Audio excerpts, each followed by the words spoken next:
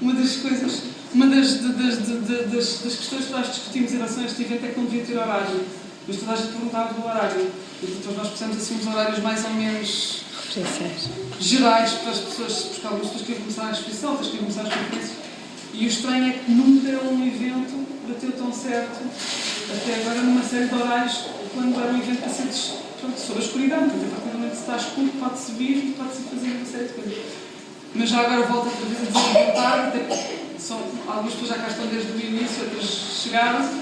Aliás, dizer boa noite, não é? Já é boa noite. Boa noite. É essa a ideia.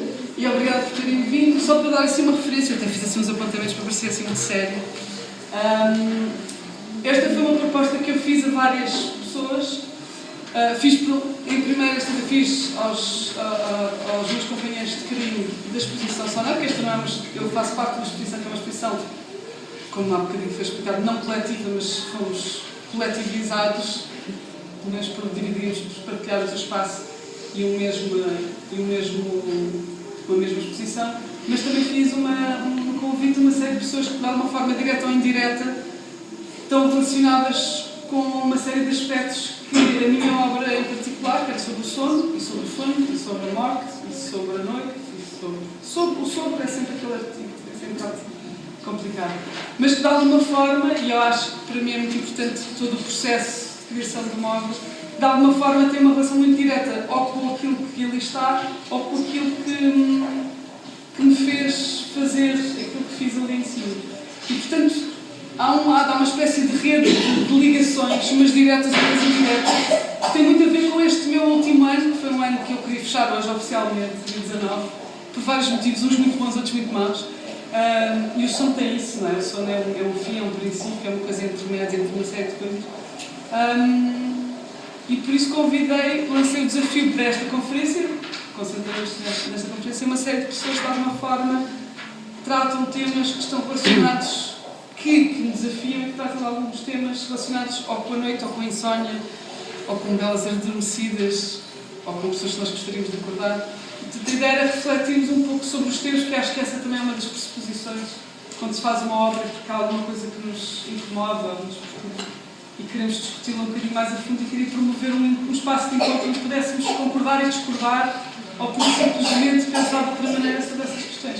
Eu vou passar imediatamente a palavra a quem de direito. Eu sou péssima a fazer apresentações, portanto tudo o que eu me esquecer vocês continuam. A conferência será em português e em inglês, porque temos dois convidados não ingleses, mas dois belgas, um da Universidade de Antuérpia e outro da Universidade de Bruxelas, livre de Bruxelas.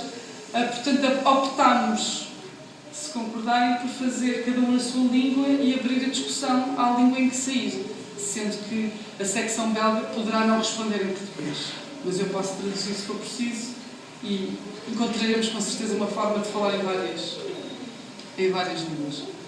Começamos por Maria João Faustino, que está neste momento a desenvolver um doutoramento em tecnossexualidade, posso dizer assim? Sobre, lá está, que estava aqui. E ela apresentará o seu tema, começamos assim. Obrigada. Depois passarei a palavra ao... Boa noite. Não sei se é suposto falar para aqui, por questões técnicas. Boa noite. Depois com mais vai dar na tua direção. Queria saber como é que mexo isto. Estava aqui uma ajuda, não mexe? Isto é um bom princípio.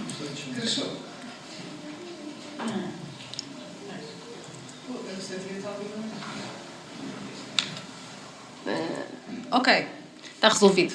Boa noite, eu chamo Maria João Faustino. Agradeço muito o convite à Patrícia Portela. Quando a Patrícia Portela me dirigiu o convite de vir aqui participar numa exposição e numa espécie de conferência, neste evento relacionado com a noite, a partir da instalação dela sobre a noite, sobre o sono, eu aceitei de imediato e propus de imediato a articulação entre o sono e o feminino. E a minha proposta era... que aqui trago era precisamente esta, a fusão de dois universos, a fusão do universo do sono, do imaginário do sono e o universo do feminino. Que articulação existe? Tem o imaginário do sono género? É ele genderizado? E aqui eu aproprio-me do conceito de sono que a Patrícia já trouxe aqui, num sentido muito mais lato, que reenvia para múltiplos sentidos, múltiplas conotações, como a morte, a ausência, a inconsciência, a imobilidade, a pré-existência. Portanto, será um conceito muito lato, muito metafórico, que vocês vão perceber que permite uma grande elasticidade de realidades aqui visitadas.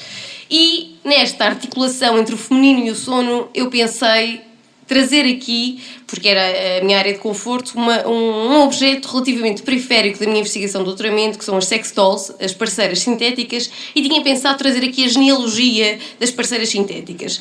E pensei ir à genealogia mais remota, ao mito de Pigmalião, e depois pensei, por que não trazer mais protagonistas? E daqui resulta a minha construção, a arquitetura desta muito breve conversa. Eu trago aqui 3 protagonistas adormecidas: a Galateia, a Bela Adormecida e a sex doll. Espero que agora mexeu. Todas elas habitam universos e plataformas textuais muito diferentes. A Galateia, na versão do vídeo que aqui trago, é um texto latino, um texto clássico da Antiguidade Clássica. A Bela Adormecida trago aqui na versão popularizada pela Disney, portanto altamente popular, massificado, com um target muito concreto, um público infantil, e a sex doll é exatamente divergente, antagoniza tudo isto, é um nicho e dirigida a um público adulto. Aliás, eu já percebi com alguma perturbação que estão crianças aqui na plateia. Eu tenho algumas imagens que vou tentar censurar. E a visita começa aqui, desta triangulação. O texto de Ovídio, As Metamorfoses, é um texto monumental, enormemente influente na cultura europeia ao longo dos séculos, na arte, na pintura, na escultura, na literatura, na música, no cinema, escrito a algures entre o ano 1 e 8 do primeiro século depois de Cristo. E o mito de Pigmalião, existem versões pré-metamorfoses do Ovídio, mas esta é a mais reconhecida, a mais impactante, a mais influente, e está aqui uns testemunhos da influência ao longo dos séculos na arte europeia. Aquilo que eu visito aqui está no livro 10. As Metamorfoses são um longo poema escrito em 15 livros. O mito de Pigmalião está no livro 10. Eu trouxe aqui, eu achei que valia a pena, até porque existe uma tradução portuguesa que foi muito elogiada, trazer aqui alguns excertos para que, muito provavelmente, alguns conhecerão o mito, mas talvez não tenham tido contacto ou não tenham tido acesso à versão portuguesa. E prometo não me alongar muito, mas assim narra Ovídio sobre Pigmalião. Pigmalião sempre vira a vida dissoluta destas mulheres. Por isso, revoltado com os vícios sem conta que a natureza conferira à índole feminina, vivia solteiro, sem esposa, e por muitos anos não teve com quem partilhar o leito. Um dia, com arte espantosa e feliz, esculpiu uma peça de marfim da cor da neve, com a beleza com que mulher alguma consegue nascer, e enamorou-se da sua obra. Portanto, Pigmalião era rei de Chipre, também escultor, estava absolutamente desencantado com a índole feminina, com as mulheres que tinha conhecido, e portanto dedica-se ao celibato na recusa de tão vil criatura que ele tinha conhecido. E, perante o que tinha esculpido, perde-se de amores. Muitas vezes toca com as mãos na sua obra para testar se é corpo ou marfim e nem admite que é ainda marfim.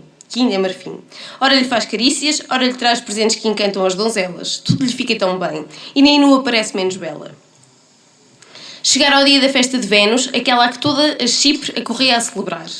Fim do ritual, quedou-se junto ao altar e timidamente disse: Deuses, se tendes o poder de outorgar tudo, desejo que me concedais, não ousando Pigmalião dizer a rapariga de marfim, esposa semelhante à de marfim. Ora, o desejo não confessado era que a própria estátua ganhasse vida. Mas Vênus percebe o real intento, o desejo mais secreto, e concede esse mesmo intento não verbalizado. Ao voltar a casa, logo se apara da estatueta da sua menina. Debruçando-se sobre o leito, beijou-a. Pareceu-lhe tépida. Era corpo humano. As veias tacteadas pelo polegar latejam. Portanto, a primeira protagonista está visitada. A Galateia é a rapariga de marfim, na versão do Ovídio, que ganha vida pelo desejo masculino e por intervenção de Vênus. Esta versão ovidiana terá múltiplas metamorfoses ela própria ao longo dos tempos. O Rousseau escreveu uma versão, um texto dramático que já dispensa, laicizou completamente o texto, que já dispensa a intervenção de Vênus, e é aí que a rapariga de marfim ganha o nome de Galateia.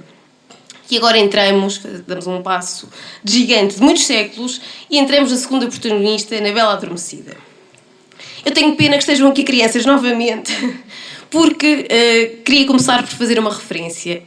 A literatura infantil, os contos de fadas, a Disney, enquanto corporação, mega corporação mediática, foram alvo nas últimas décadas de intensa crítica, sobretudo feminista, e existe imensa produção científica de desconstrução das representações, do romance, das personagens, dos atributos físicos, o que é publicitado nos códigos morais do final feliz. Tudo isso, sobretudo desde a década de 70, onde no princípio o tom era mais panfletário, mais agressivo e muito menos um estudo em profundidade sobre os contos. Agora existe muita coisa, muito mais detalhada, com uma metodologia muito mais refinada, que vai muito mais... Mas a crítica persiste, continua e continua fértil. Lá está, as críticas capitais do elogio da beleza sempre, ou sobretudo, na figura feminina, da passividade feminina, a bela que precisa de ser salva, o culto do amor romântico, a idealização da dependência feminina, idealização e sublimação da dependência feminina. Eu trouxe aqui, são todas autoras que escreveram sobre isto na década de 70. Andrea Dworkin certamente conhecem como ativista anti-pornografia. A Susan Brown Miller foi uma autora importantíssima nos estudos sobre sexualidade e agressão sexual. Tem umas passagens lindíssimas, absolutamente... Que recomendo, cuja visitação recomendo, sobre o capuchinho vermelho como metáfora do perigo da violação, que é doutrinado às crianças desde sempre, e às crianças meninas. E Karen Rowe tem um texto lindíssimo, muito breve também, sobre os contos de fadas. Isto para dizer que não só a desconstrução dos códigos da interação sexual, dos papéis de género, mas aqui está a referência à Susan Brown Miller, a ideia do consentimento. Aliás, ainda hoje atual, isto é uma campanha muito recente. O culto do amor romântico. E aqui chega um ponto de aproximação entre duas personagens. A Bela Adormecida, eu trouxe só a Bela Adormecida porque é paradigmática de alguma forma, por ser ela própria a Bela Adormecida. Mas existem muitas outras que estão em situação de absoluta dependência, de absoluta passividade, ou mesmo a dormir quando são salvas. É o caso da Branca de Neve. Elas são resgatadas em estado, lá está, no sono de sentido lato, a dormir, ou aparentemente mortas, como foi o caso da Branca de Neve, e são resgatadas do sono pelo príncipe. São resgatadas, importa dizer, porque eram imensamente belas. Era a grande virtude que as salvou. Esta foi a garantia de salvação, a garantia do resgate. A protagonista adormecida é, de alguma forma, uma não protagonista. Ela está lá, ela é o centro da narrativa de alguma forma, mas ela não participa. Estar a dormir é uma forma de neutralizar a agência da personagem.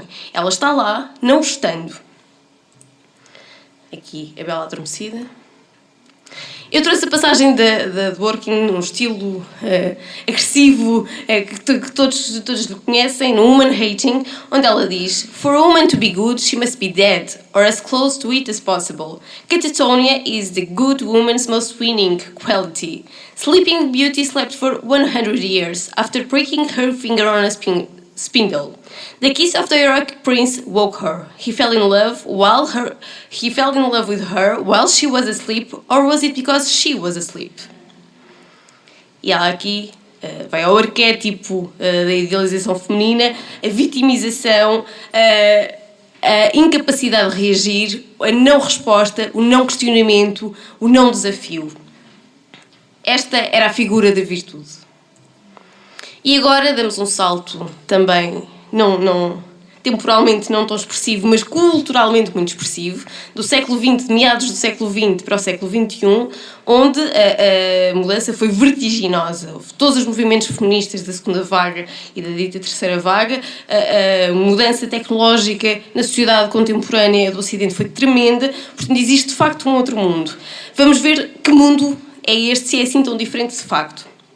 Eu trouxe aqui uma boneca, é visível no site da Real Doll, é uma companhia da Califórnia, que é um clássico, como eles promovem. É a companhia de referência, já vendeu milhares de bonecas. Tem uma história interessante. A pessoa que criou a companhia era um escultor e esculpia não sex dolls, mas começou a ser tão solicitado, com tantas perguntas recorrentes que perguntavam: ela tem genitália funcional, que ele percebeu que havia potencial de mercado, abandonou a arte e dedicou-se a uma arte comercialmente mais rentável. Eu trouxe aqui a sex doll.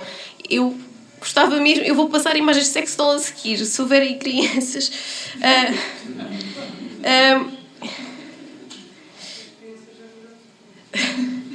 Pois, este é o Dave Cat. Eu vou dar um passo para trás. Este é o Dave Cat. Ele é a pessoa mais conhecida, é a cara mais conhecida da comunidade Idolaters, autodenominada Idolaters. Ele realmente é um militante ativo na promoção e na dignificação do que ele considera e apelida de opção sintética, do amor sintético. E o que ele diz, já vou voltar atrás, é que a sex doll, para ele, e atenção, não é universal esta afirmação, existem muitas entrevistas de muitos consumidores sexuais que não se veem, que não subscrevem, mas para ele e para uma determinada comunidade, a sex doll não é um sex toy. A sex doll é uma parceira. Ele diz que é absolutamente redutor chamar a sex doll um sex toy. A sex doll é um trabalho artístico, primeiro, diz ele, e depois é uma parceira.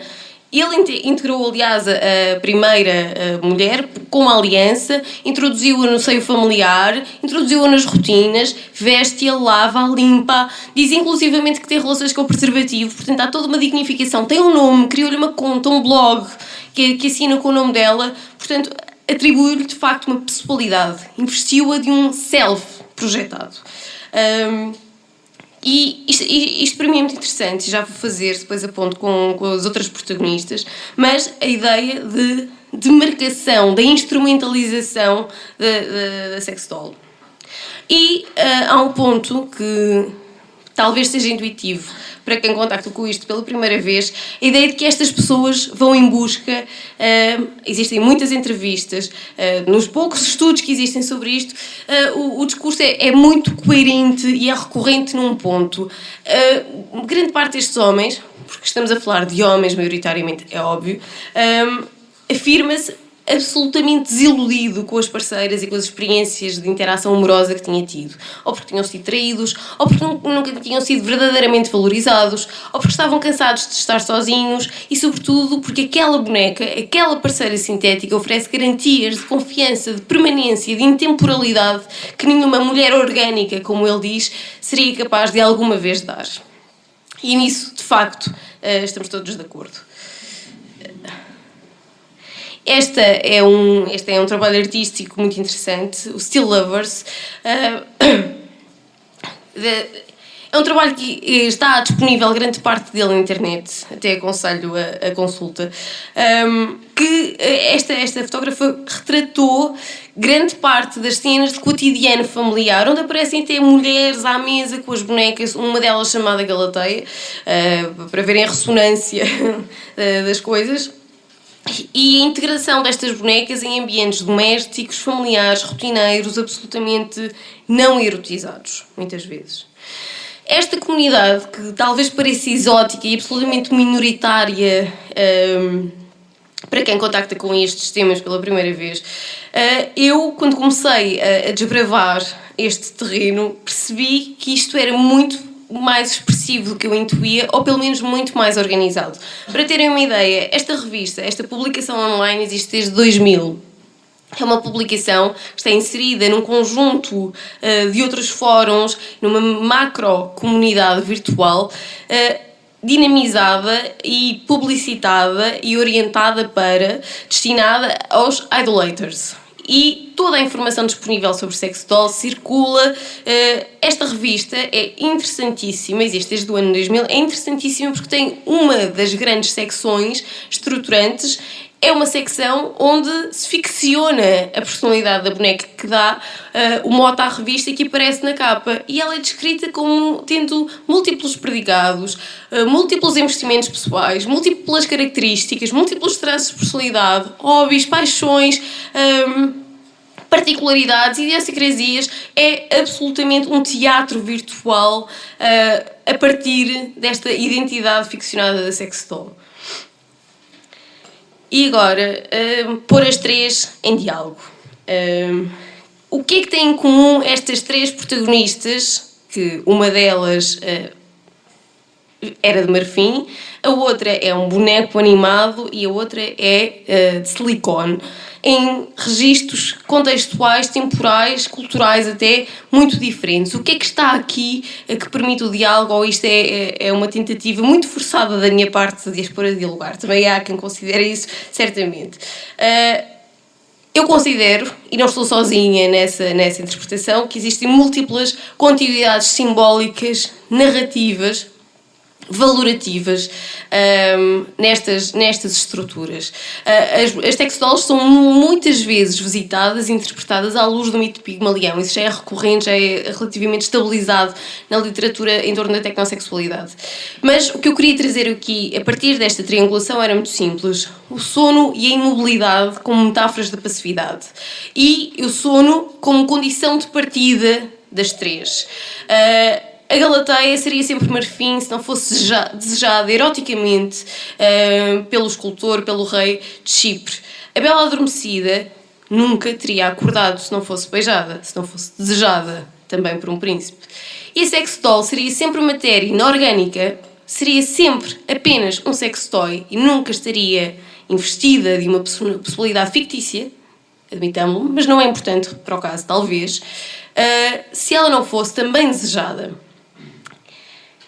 E, talvez mais do que isto, e aqui estou a adiantar-me, mas já volto, elas são desejadas porque são bonitas. Isto continua a ser o traço distintivo que faz com que uma coisa ganhe vida enquanto feminilidade. Todas elas são absolutamente... têm sublinhado a característica, o predicado de serem bonitas. O Ovídio, o Pigmalião na versão ovidiana...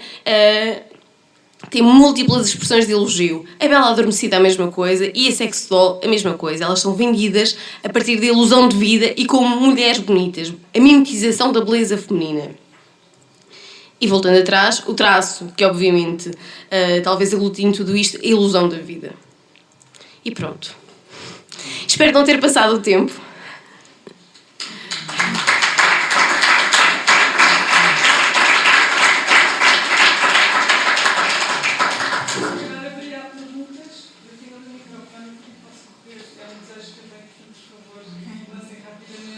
Cada primeiro se ia correr com o microfone. E eles têm que ligar também. Ensinaram. Está a ver?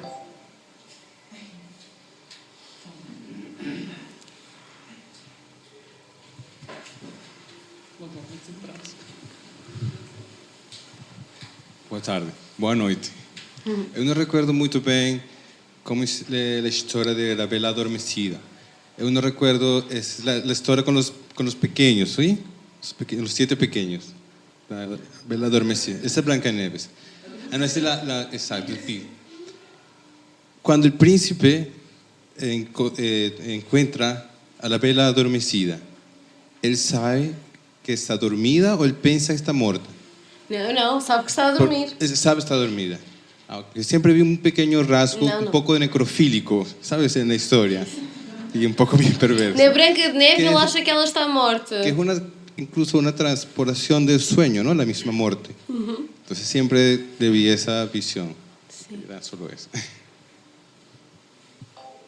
Não é preciso, talvez, eu falo o suficiente. Deixa estar. É só muito pouco uma coisa. Tu tinhas ali uma linha sobre isso e não falaste de criador e criatura. Não, deve ter passado. Onde é que está? Para o fim mesmo. E achei porque eu estava a pensar precisamente isso, porque a criatura é uma projeção do criador, não é? Está ali, Sim, claro. Isto era importantíssimo. É importantíssimo, ainda bem que me fez voltar atrás. Porque eu passei o desejo masculino e omiti isso que é importantíssimo, ainda bem. Há, em todas elas, uma assimetria que é ontológica entre criador e criatura. E não há uma assimetria ontológica inocente. Aliás, nada disto é inocente, não é? O grande contributo para a crítica dos contos infantis, dos contos de fadas da Disney, é que sob esta aparência, este manto de inocência político, afinal há uma grande engrenagem ideológica e política, com mensagens políticas muito fortes sobre valorações sociais. Mas isto está absolutamente associado à ideia de que o desejo masculino é o fator criador da vida, impulsionador da vida. E a questão é, esta assimetria ontológica é ela própria genderizada. Porque quem deseja e quem faz com que a vida seja possível é um homem. Invariavelmente, é um homem. Ainda estamos em 49, mais ou menos contemporânea destas coisas, a Simone de Beauvoir escreveu o segundo sexo. Portanto, há de facto aqui uma segunda criatura, um segundo sexo.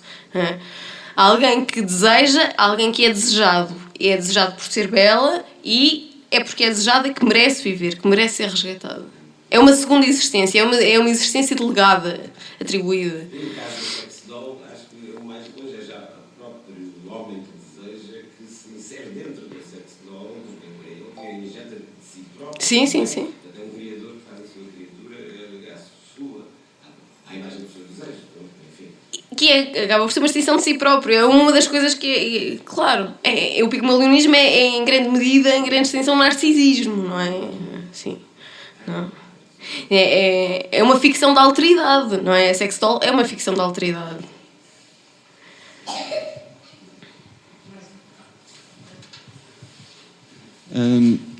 A par deste fenómeno, existe também algo simétrico, de algum modo, que é, sobretudo mulheres, mas também homens, mas sobretudo mulheres, que querem ser dolificadas. Que também existe, comunidades, etc. Sim. É algo que sabes, também já começou a ser estudado, articulado com alguma coisa desta, ou são considerados fenómenos completamente distintos? À partida são fenómenos que não... Talvez pelo culto da beleza seja o grande eixo, mas são fenómenos que à partida, pelo menos eu não tenho conhecimento aprofundado sobre ele, portanto, estar a especular sobre grandes conexões seria mesmo isso. Mas sim, à partida são... A mimetização... Sim.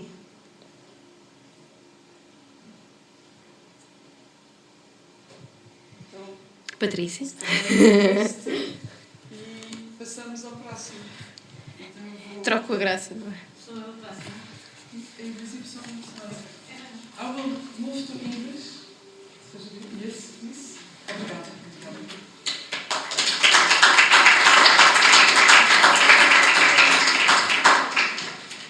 I will present it in English now. So it's I'll put Nela Venans. And Kurt van Aten from the University of Antwerp and the Free University of Brussels.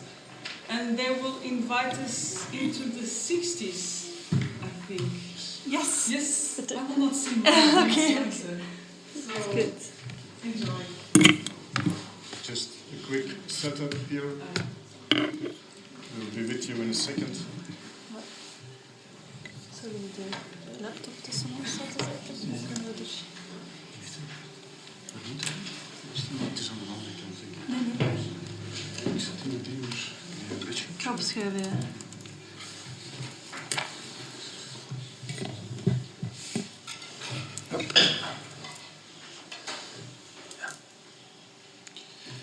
Okay, good evening, everybody. We are very excited to be here. We would like to thank Patricia Portela explicitly for inviting us and for creating this opportunity to participate in this marvelous event, the exposition and everything around it. And indeed, we would like to take you back into history, back to the 60s, the 1860s, the long 19th century. Our presentation is a brief account of research we conducted in Paris into the archives. We focused on sensational science. on what at that time, in the 19th century, was called théâtre scientifique, scientific theatre, or physique amusante, amusing physics. These performances were very popular. They were characterized by a taste for the spectacular, where showmen happily mixed technologies with theatre, science with magic, and entertainment. And what we did was we selected a specific year, 1862, and first and foremost opened up history for an exploration of the cultural activities of the day. So, what about 1862 in Paris? Jules Verne starts off an international career in public scientific instruction. Bismarck became minister-president in Germany. He immediately starts preparing a war against France. He wins in 1871. 1862, Charles Baudelaire declared his candidacy for the Académie Française, but he did not receive a single vote. This is a portrait taken in the same year, 1862. He looks angry, but as a matter of fact, he always looked angry. 62, Nadar takes his famous photographs of the catacomb of Paris, employing his new method of photography by electric light, following his experiments in an air balloon. Victor Hugo publishes Les Misérables. The author selects his heroes from among the crowd, as the number of illiterates has diminished considerably in France in the 60s. 62. Sarah Bernhardt performs her first lead role at the Comédie Française, Iphigenia. 1862. The Ghost Club is established in London, a society that studies ghosts and other spiritual phenomena. Charles Dickens is an original member, and the club still exists. You can look it up on the internet. The Second World Exhibition is held in London. A delegation of French and English laborers visit the exhibition for the first time, giving rise to the first International Association of Laborers. And in the same city, John Henry Pepper conducts an experiment for a small group of friends. The so-called Pepper's Ghost becomes a success story in London and will also be demonstrated in the theatre. Its secret, as you can see here, was a magic lantern concealed below the stage, which projected the spectral image onto the stage as a reflection through a sheet of plain glass between the audience and the stage. You can try this at home, as a matter of fact. It's quite easy and it works fantastic. Back in Paris, still in 1862, Baron Haussmann receives the Iron Cross for his radical project of urban redesign. Haussmann completely destroyed the old neighborhoods of Paris to rebuild a city, a modern city, Paris, the city as we know it now. The list is endless, of course. 1862 is a very tumultuous year, because the 60s signify a break in the lived experience of modernity at a political level, a social level, artistic level, as well as a scientific level. In every instance, a gap was being created between tradition and history. In Paris, Haussmann undoubtedly opened up the widest gap, because 60% of the buildings were rebuilt or transformed. Most specifically, in 62, Haussmann destroyed the Boulevard du Temple, the most important street, the most important hub of popular culture. Large crowds gathered to enjoy the theatrical culture that was happening in the public space, as well as in the many small theaters at the time. Pantomime, circus shows, féerie, parades, burlesque comedies, magic shows, in short, mainly visually popular, spectacular shows. Haussmann, however, destroyed nearly all of the theaters of the Boulevard du Temple to rebuild Paris as the city we know. Yet, it was specifically against the backdrop of this destruction between the old and the new that one of the protagonists of this presentation appears. Paris today, Henri Robin. This French entrepreneur arrived in Paris precisely in 62 to build a new theatre on the ruins of the Boulevard du Temple. Now, there is hardly any literature on Robin, yet his theatre seemed to be very popular at the time and well frequented during the 5 years it existed. Indeed, Henri Robin's program was entirely of magic. He was a magician who traveled through Europe and had settled for some time in London in 1852. Just before his departure for Paris, the London reviews mentioned for the first time scientific demonstrations as part of his program. Robin's lecture performances mixed magic with geology, astronomy, as you can see here in this picture, physics and also chemistry. One of the distinctive characteristics of our time, he wrote, is an explicit taste for matters of science. Without science, and this is still a quote from Robin himself, without science, people can no longer have fun. Now, science was at the heart of the performance. However, remarkably enough, his most famous act was the Phantasmagoria, the conjuration of ghosts. Robin made good use of magic lanterns and the Papyrus ghost, so the particular technology developed in London a few years earlier, but he was not the only one at that time. A commentator wrote in 1864, The rage in the Paris theatres is the appearance of ghosts. The ghosts have become the masters of the capital. It was the only thing playing on the stages of Paris. End of quote. In fact, this was not the first time that Paris was invaded by ghosts. Already in 1798, shortly after the French Revolution, with the streets of Paris steeped in blood, the Journal de Paris announced a most peculiar performance. The announcement more particularly read, "Apparitions of spectres, phantoms and ghosts." The performer was the illustrious Robertson. Born as Étienne Gaspard Robert, this Belgian priest-to-be and self-proclaimed physician left his hometown at the age of 18 to seek his fortune in Paris. Robert mounted a magic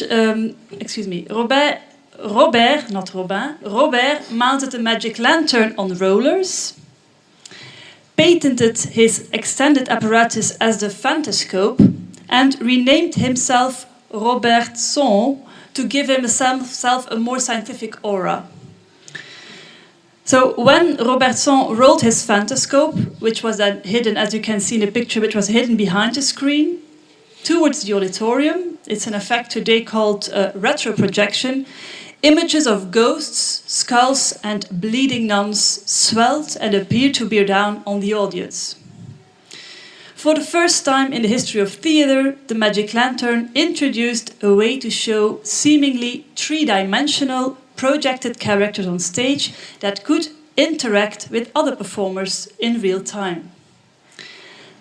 We have a detailed eyewitness account of this macabre happening. At 7 o'clock, a pale, thin man entered the room where we were sitting, and after extinguishing the candles, he said, "Citoyens et citoyennes, citizens and gentlemen, I am not one of those adventurers and swindlers who promise more than they can perform. I have assured the public that I can bring the dead back to life, and I shall do so." The eyewitness recounts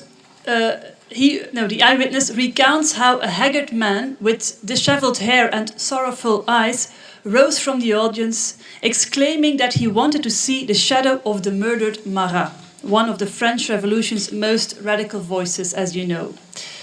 According to the reports, Robertson threw 2 glasses of blood, a bottle of vitriol, a few drops of aqua fortis and 2 numbers of the journal Homme Libre on a burning fire, and instantly, in the midst of the smoke, a hideous, livid phantom appeared, armed with a dagger and wearing the red cap of liberty.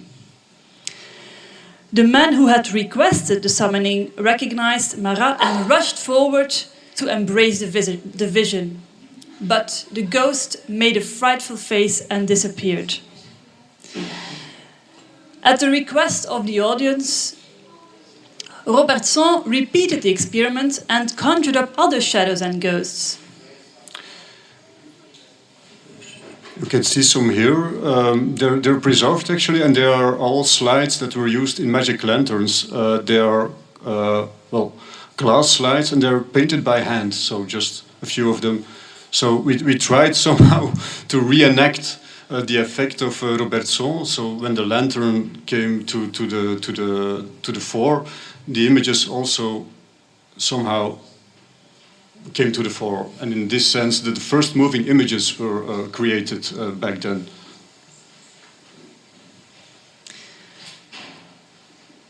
So a young man wished for the apparition of a woman he had loved, for instance. Another one, a Swiss gentleman, asked to see William Tell. Yet another, self-proclaimed writer and translator, requested the appearance of Virgil.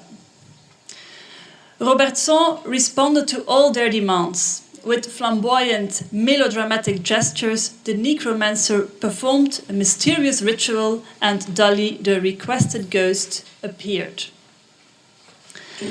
However, the science of ghost raising was not a risk-free undertaking. Taking place in the aftermath of the French Revolution, 5 years after the execution of Louis XVI, the horror suffered in the conflicts was still fresh in people's minds. There had been too many corpses dumped as rubbish, too many bones trampled, too many heads detached from their bodies. And one night, a royalist sympathizer asked the showman to evoke the spectre of Louis XVI, who was executed 5 years before. Now, Robertson responded sharply to this dangerous request. I had a recipe for this sort of things before the revolution, but I have now lost it. It is probable that I cannot ever find it again, and it is therefore impossible to bring back the King of France. Now, in spite of Robertson's clever answer, however, he did not escape accusation. At this time, the nostalgia for the monarchy was not a joking matter. A few days later, his show was closed down, and he was not allowed to reopen his show until 7 months later, the time it took the authorities to make sure that Louis XVI was certainly dead, and Robertson, as a necromancer, had no power to restore the king's head on his royal shoulders. Very similar to Robin, Robertson also presented himself as a man of science. While posing as scientists, both showmen exploited the audience's fascination for superstition and obscure beliefs.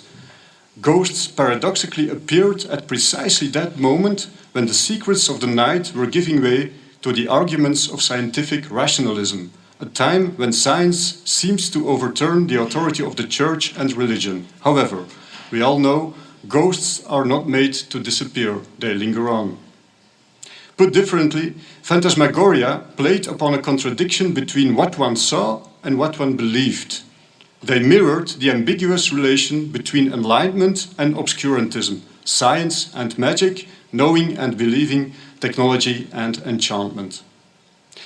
Similarly, the obsession with ghosts even crystallized into a new medium, a new genre, ghost photography. Here we see Henri Robin himself, grasped by a ghost. So even the most revolutionary technology at the time, one that was able to grasp and to reproduce reality itself, did not escape the invasion of ghosts. Moreover, what Robin showed in the theater must have looked similar as a result of the Pepper's ghost effect. And you can see that here in this juxtaposition, ghost photograph, and on the other hand, what he did in his theater, aided by this Pepper's ghost effect. The theatre of Robin deliberately played on this ambivalence. Robin used science to conjure ghosts, and let's not forget that they were present before the eyes of the audience, while at the same time he deconstructed the illusion by means of the very same science he used to conjure them. Ghosts, in other words, became a science, an applied science, but in any case of the order of knowledge. A commentator wrote in 1964, Mr. Robin invokes ghosts in the Boulevard du Temple that stand before him, intangible shadows that he can pierce with a sword without consequence, and that immediately disappear at the command of the magician whose imperium they acknowledge. But at the same time, Mr. Robin hastily dismantles the evocations of charlatans who act like mediums. so the ghost is an apparition, but the ghost can also function on a different level as a metaphor, a way to grasp the eerie ambivalence of Robin's and Robertson's shows. The status of the ghost is strangely in between. It is not present and fixed, yet it is there before our eyes. Performer and audience alike operated in a world of double consciousness. Ghosts move incessantly between being and non-being, existence and disappearance. And this unstable or indefinable identity also belongs to Robin's practice. Henri Robin is not a scientist in the strict sense, nor does he impersonate a scientist. He is rather a strange, ghostly figure who intervenes between being and representation. For similar reasons, Robin did not merely represent or demonstrate scientific knowledge, he also conducted experiments right in front of the audience on scene. He created, in other words, a performative event, apparently not without risk, as you can see here, where he plays with electricity. And a journalist described sensational experiments with electricity with this special machine as experiments with a machine. A machine that would kill a man without mercy. One could almost say that it is lightning that flashes in that magical scene. Robin, in other words, oscillated between the replication and the enactment of scientific experiments. To be successful, science lecturers needed to exploit every possible angle, including taking real risks. In the shows of Robertson, as the reviews indicate, the spectators were also invited to participate. And this possibility for interaction suggested that the success of the shows also rested on the public's engagement, like in stage magic, or seances, spiritual gatherings.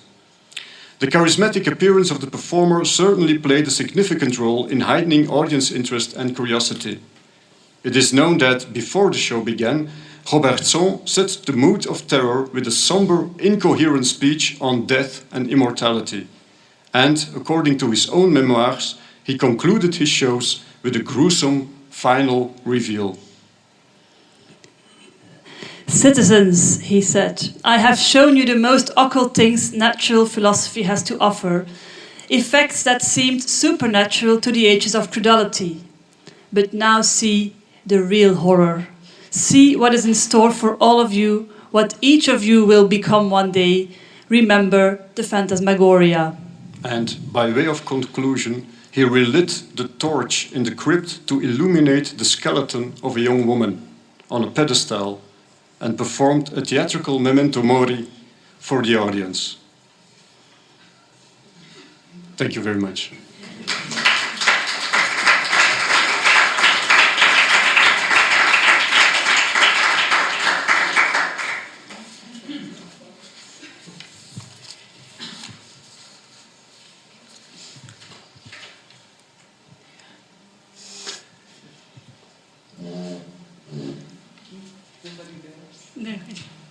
You can ask questions in Portuguese and you can translate, of course. It was smashing then. Okay, then we move to the next one and then we leave the discussion also for the food and for the gathering or at the end. Thank you very much. Thank you. I will move to...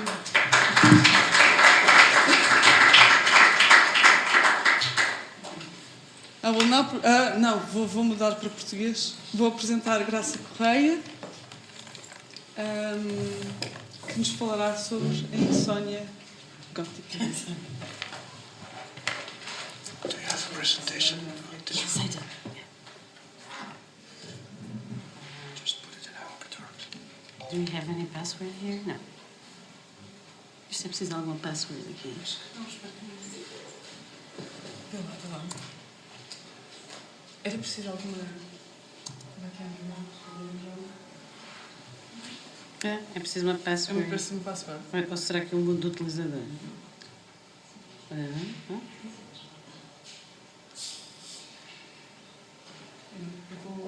Se calhar mais vale ver. Não, já está.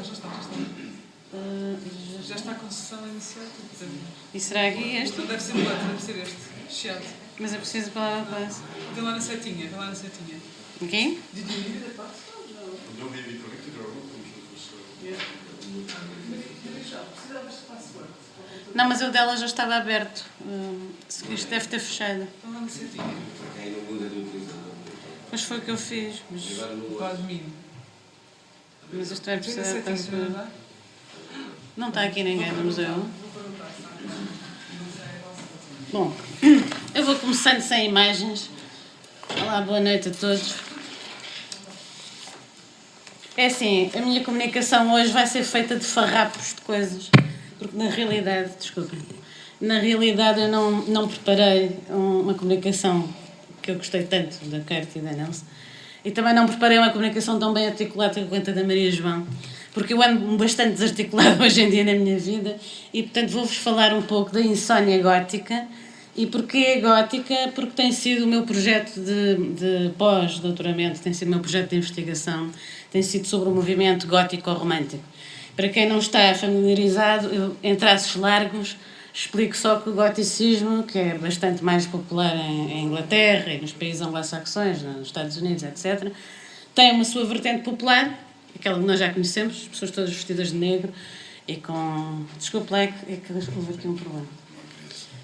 Mas, na realidade, advém de um movimento romântico que surgiu nos finais do século XVIII. Portanto, eu acho que para definir melhor o que é o gótico, em duas palavras, o Victor Hugo dizia que há dois movimentos românticos, um que vê tudo a partir do céu e o outro que vê tudo das profundezas do inferno. E o goticismo é o que vê das profundezas do inferno. E, obviamente, que o goticismo, quando fala de sono, não vai falar de um sono tranquilo. Vai falar de um sono insone. Portanto, insónia gótica, também insónia é uma coisa que me diz a mim particularmente respeito. Eu acho que toda a nossa investigação tem que ver connosco, não é, pessoalmente. E eu realmente sou uma daquelas pessoas que posso me considerar uma insone. Eu sofro um pouco de insónia.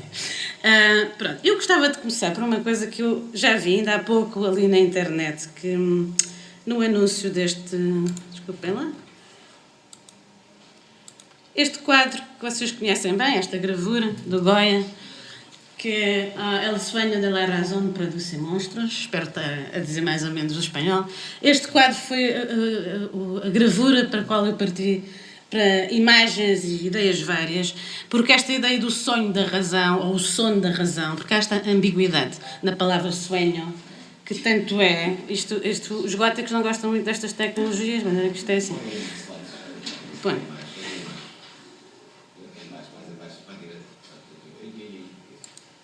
Pronto. Portanto, essa ideia do sono da razão ou o sonho da razão. Será que a ausência da razão é que produz monstros? Ou será que o sono da própria razão é que produz monstros? Porque nos conduz ao máximo detalhe, a pensarmos coisas extremamente inúteis, como muitas das vezes o fazemos em insónias. Portanto, esta ideia da ausência da racionalidade produz monstros, os tais monstros obscuros, estes tais, talvez, os vários animais que aqui estão, ou são os monstros da própria razão que também produzem no nosso mundo um pesadelo de detalhes, os monstros da cultura e da civilização. Portanto, toda esta ideia, porque é óbvio que o gótico vai acentuar um projeto contra o iluminismo, contra o extremo racionalismo, contra o cientificismo que nós vivemos neste momento atualmente. Portanto, nós podíamos estar a falar neste momento que estamos numa época neo-iluminista. O gótico também se interessa pela escuridão, porque, como sabem, a eletricidade tornou tudo claro nas cidades e produziu uma ideia do escuro enquanto zona de medos e de terrores. Aqui está um quadro muito conhecido. Eu agora vou deixar isto em modo... Vão vendo imagens, talvez possa parar ou não. A ideia do que é insónia. Vamos lá definir o que é insónia como se fosse uma definição quase científica. Os médicos descrevem como a incapacidade habitual para adormecer ou continuar a dormir quando queremos ou precisamos. Como tal, parece ser apenas uma queixa individual. No entanto, os especialistas do sono consideram que a própria civilização, ao ponto a que chegamos, produz precisamente as condições que levam à insónia.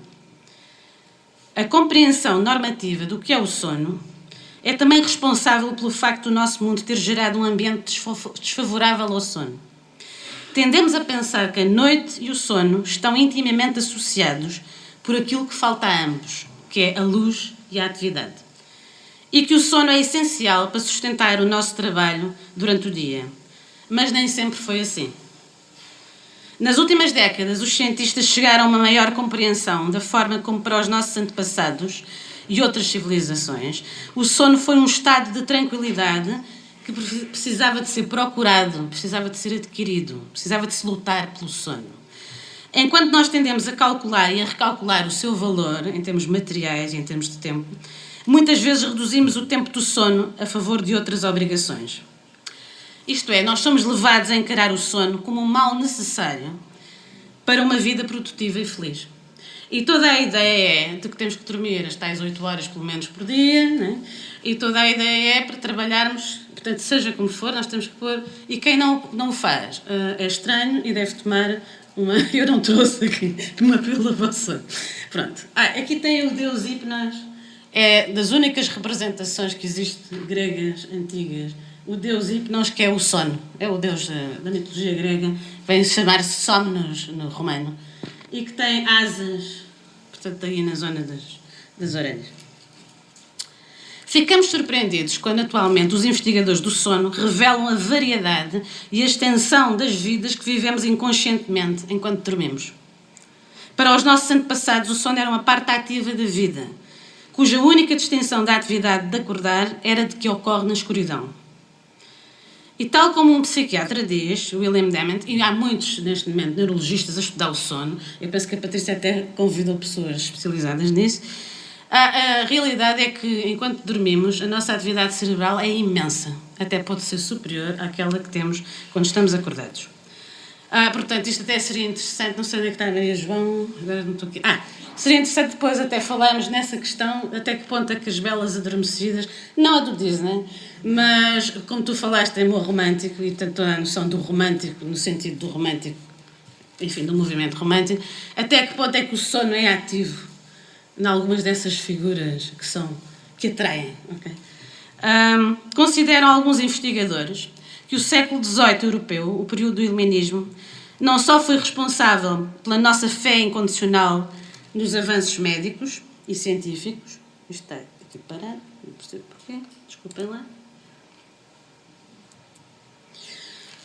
como também foi responsável, deu origem à insónia moderna, ao assinalar uma mudança de entendimento do sono como um estado ativo com as suas próprias exigências, portanto, antes o sono era encarado como estado ativo, e passou a ser encarado como um estado passivo, que simplesmente acontece e que, devido à maximização da produtividade, nem sempre se deseja. Portanto, isto é um pequeno trecho para vocês entenderem um bocadinho a ideia de que eu fui um bocado investigar a ideia de insónia. E alguns estudos realmente revelam recentemente, muito ao contrário do que se pensa, muitas das pessoas que sofrem de insónia têm um altíssimo nível de criatividade. E, portanto, eles até já têm feito estudos com crianças, até inclusive, para ver o nível de atividade cerebral durante a insónia. E há muitos famosos insónios. Eu vou só falar de alguns, porque estas histórias têm piada. Portanto, há o Marcel Proust, a gente está mesmo a vê-lo, não é? Ele ia sofrer de asma, insónio. Mas o Marcel Proust também tinha uma coisa que era, quando ia para um quarto de hotel, quando viajava, resolvia também reservar os quartos do lado, os quartos em cima e o quarto em baixo, para poder dormir melhor. Portanto, isto eu acho que é fantástico. O Alexandre Dumas tomava, quer dizer, como tinha muitas, e estas personagens todas produzem coisas fantásticas, não é? O Alexandre Dumas tinha insónia e andava então a passear por Paris durante a noite toda até cair para o lado. O Groucho Marx dizia: tenho tanta insónia que vou fazer o seguinte, vou telefonar às pessoas amigas durante a noite. Portanto, as pessoas todas ficavam sempre muito felizes quando passava o Van Gogh. Usava cânfora e punha cânfora nas almofadas e punha cânfora nos lençóis para ver se sossegava ao máximo. E depois ainda há vários outros. O Charles Dickens também era insone, o Shakespeare e o Kafka. E o Kafka eu gostava de vos dizer porque o Kafka dizia que só se escreve bem de noite. O Kafka tinha a ideia de que escrever à noite transforma as ideias em imagens. E a psique entra num estado de quase semi-sonho, de meio sonho, portanto, em que ele conseguia captar certas coisas.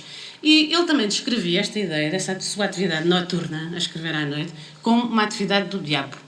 Ele dizia mesmo isto. Ele estava ao serviço do diabo. Estava sob a marca de Caim. Isto é muito interessante, porque a marca de Caim, como sabem, é o contrário precisamente da sociedade patriarcal que assenta no Abel. Portanto, é muito interessante o Kafka falar disto. E há também um senhor que ainda é vivo, que é o Brian Aldiss, que escreve ficção científica, que também fala da insónia, e eu vou até ler uma parte, só pequenino, em inglês. Ele diz assim: It's at night, when perhaps we should be dreaming, that the mind is most clear, that we are most able to hold our life in the palm of our skull. I don't know if anyone has ever pointed out that great attraction of insomnia before, but it is so.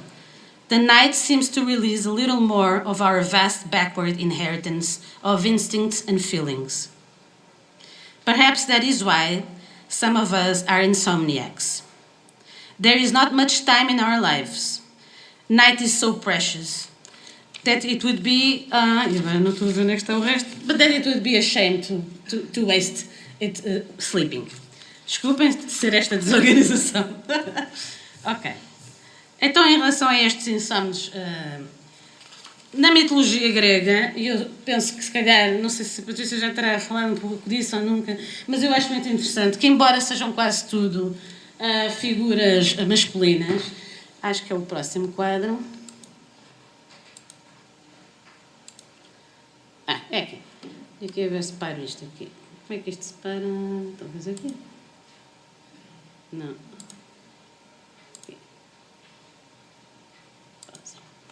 Portanto, esta é a ideia da mitologia grega. Portanto, há a noite, que é a Nix, que se casa com a escuridão, com a Hermes. Ali não há muito feminino e masculino, é um bocado, são seres gerais, quase sem sexo. Não é? Mas o Hipnos, sono, casa com a Pasiteia, que é a alucinação, e tem milhares e milhares e milhares de filhos, entre os quais tem o Morfeu, que é aquilo que nós mais associamos ao sono, não é? E que está associado à morfina também. O Fobetor, ou o Isco, e o Fantasus. E vou explicar só as diferenças, muito basicamente. O Morfeu aparece-nos em sonhos sob forma humana. Sempre sob forma humana. Ele é como se fosse um emissário dos deuses que nos vem segredar durante o sono aquilo que os deuses nos querem dizer. O Fobetor, ou o Isco, é sempre sob formas horríveis, de pesadelos horríveis, e normalmente sob forma de feras, animais, mas animais diabólicos. Os tais íncubos, são quase funções dos íncubos. Portanto, aquele quadro do Fuseli era um bocado isso, o Fobetor. E o Fantasus, normalmente são paisagens, é tudo o que é mineral e vegetal, são situações um bocadinho do tal sono mais tranquilo. Agora, aqui é interessante verificar é que o sono, o hipnos, é irmão mesmo do Thanatos, que é a morte. Daí esta ideia da insónia também está associada, evidentemente, a um certo receio, um medo, pavor de morrer. Portanto, porque o sono e a morte, e para quem já terá visto alguém morrer,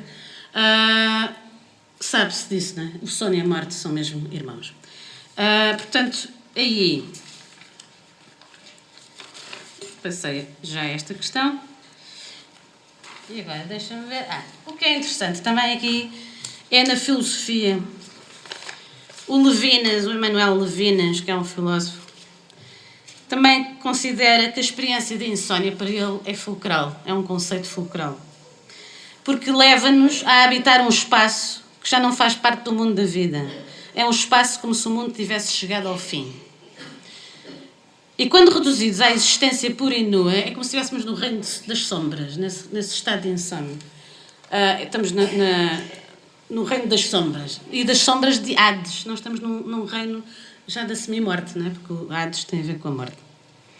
E para Levinas, esta experiência de insónia e de exterioridade é da própria infinitude da noite. A subjetividade perde-se. Portanto, nós, quando estamos em insónia, já não somos para Levinas, e eu acho que isso é muito interessante o que ele diz, perde-se uma certa subjetividade pessoal, passa-se para uma alteridade impessoal, de tal forma que até já confundimos as coisas umas com as outras. As coisas tornam-se assustadoramente presentes em termos de densidade, peso e forma, mas são invisíveis, inapreensíveis e horríveis, onde o horror não é apenas um tremor psíquico, mas uma espécie de êxtase ontológico, um movimento que transforma a subjetividade do sujeito, a sua identidade, de dentro para fora. Este mesmo êxtase ontológico é o que caracteriza a experiência da obra de arte. O Levinas associa a insónia à obra de arte, que é muito interessante. Que na visão do Levinas nunca é, a obra de arte nunca pode ser um objeto estético. Nunca é algo para o qual conseguimos manter uma atitude de conhecer, uma atitude distante, mas sim, é sempre algo que provoca perturbação e agitação. Tu falaste agora até no início. Portanto, são as consequências da própria arte que ele associa também a esta ideia de insónia. E agora vou passar aos góticos. E seria tremendo da minha parte não falar de um senhor... Deixem-me ver se ele aparece. Isto realmente... O senhor Edgar Allan Poe. Deixem-me ver se eu encontro aqui. Desculpem lá. Onde é que está? Aqui. Pronto, o Poe, obviamente, é um gótico, não é? O Poe é o tal destas histórias extraordinárias que põem estas capas horríveis e tal. O Poe associa muito o sono ou a insónia à catalepsia, não é? Há imensas histórias do Poe em que as personagens parecem que estão aparentemente a dormir, mas não estão a dormir, estão mortas, mas depois também não estão mortas, estão vivas, porque é uns estados de catalepsia que eram, aliás, muito comuns ao longo de todo o século XIX, durante todo o movimento romântico. E, portanto, esta ideia da literatura do horror é como se fosse um contradiscurso da tal modernidade da luz para o Poe, totalmente. Anuncia esta estética completamente obscura que vai dar também aos filmes de terror. As personagens parecem estarem sempre a percorrer uma fina linha que separa o sono da morte. É sempre isto. E há aqui estes trechos da Ligeia, que eu se calhar não vou ler, mas pronto, mas aconselho-vos... eu acho que não vou ler porque eu não tenho muita luz aqui para casa também. O Poe também está aqui com o seu lado escuro, não pôr luz. Mas a história da Ligeia é fantástica, porque tem esta coisa da insónia, e ele está constantemente num estado de ópio, não é? Também, porque a ideia da insónia também está associada ao abuso de substâncias, obviamente. E, portanto, há toda essa ideia de ter uma paixão por uma Ligeia que morreu, mas a Ligeia tem uma certa propensão para ressuscitar, no quarto onde ele está. Portanto, é como se a experiência sublime da imaginação requer mesmo que a racionalidade e a objetividade sejam afastadas. E agora vou falar um pouco, já agora, porque vi ainda agora mesmo o slide, esta questão do Monte Tambora, que hoje em dia se localiza na Indonésia, que é muito curioso porque houve o ano de 1816 em que houve a erupção deste vulcão, que provocou durante 3 anos alterações climáticas tremendas em todo o planeta Terra e, nomeadamente, fez com que não houvesse verão. Portanto, é chamado os anos em que só houve inverno. E o que acontece? Que 3 personagens góticas, aliás 4 se quisermos, estão todas reunidas na Suíça no verão de 1816 e são elas a Mary Shelley, o Percy Shelley, o Polidori, que era meio louco, que era um médico pessoal do Lord Byron, e estão todos na casa do Lord Byron a passar o verão. Mas como o verão não era verão, só chovia interminavelmente, eles decidiram começar a escrever histórias. E eram histórias também à luz da sua insónia, porque, como sabem também, o Lord Byron e o Percy Shelley eram grandes abusadores de Loudon na época. Mas a Mary Shelley não era tão abusadora e também construiu o tal livro que é fantástico até hoje em dia, não é? Que é como se fosse uma premonição de todas as experiências que andam a fazer neste momento científicas de um tal homem, por assim dizer, eletrificado, um homem-máquina, com bocados de órgãos e bocados de tudo, que era para ser uma ideia do ideal, o ideal humano, e que se torna um monstro. Portanto, é o tal sono da razão que produz monstros. É realmente o sono da razão que produz monstros ali naquele Frankenstein da Mary Shelley. Nessas mesmas noites, nessas mesmas estadias, escreve o Lord Byron um poema lindíssimo também sobre a escuridão. Chama-se Darkness. Esse poema que eu não trouxe aqui, mas é um poema que também aconselho, porque é muito interessante, porque fala de catástrofe ecológica. É só sobre essa escuridão da catástrofe ecológica. E o Shelley também escreveu, e o Polidori escreveu também a primeiríssima versão do Drácula. Portanto, como é que estas 4 personagens reunidas em 1816 estão como sujeitas a energias de sono ou de insónia, e essas energias estão a anunciar estas coisas todas. Portanto, há realmente aqui a ideia do tal emissário que vem dizer qualquer coisa muito importante àquelas figuras que estão com essa capacidade para ouvir os deuses. Em relação também, portanto... eu tinha-vos dito ao princípio, e desculpem lá, continuo aqui nesta desordem aqui tecnológica disto. Tinha-vos dito ao princípio que esta minha comunicação ia ser de farrapos, e assim é. Há uma personagem que eu acho... há um artista que eu acho fantástico, que é o Dante Gabriel Rossetti. Aqui temos o Piranesi com os seus pesadelos.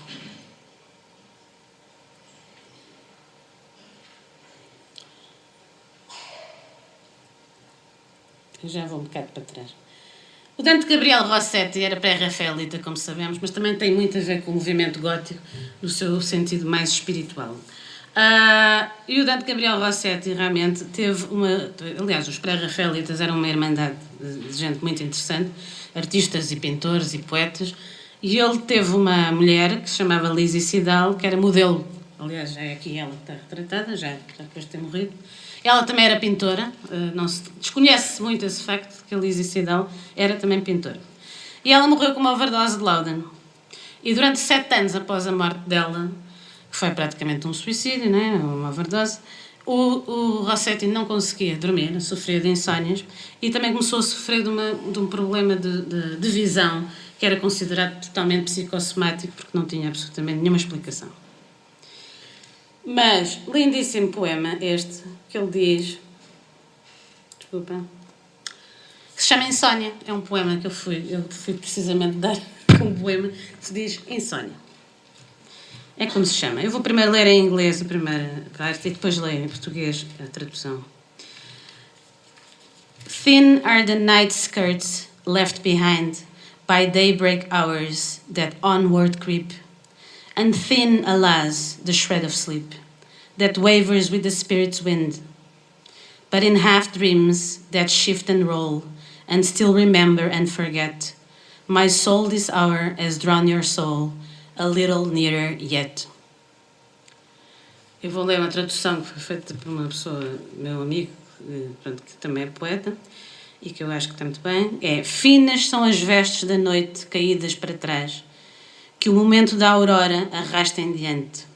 E fino, infelizmente, é o farrapo do sono, que tremula com o vento do espírito, mas em meio sonhos se desloca, enrolando, o que ainda se lembra como se esquece. A minha alma nesta hora atrai a tua, puxando-a para mais perto ainda.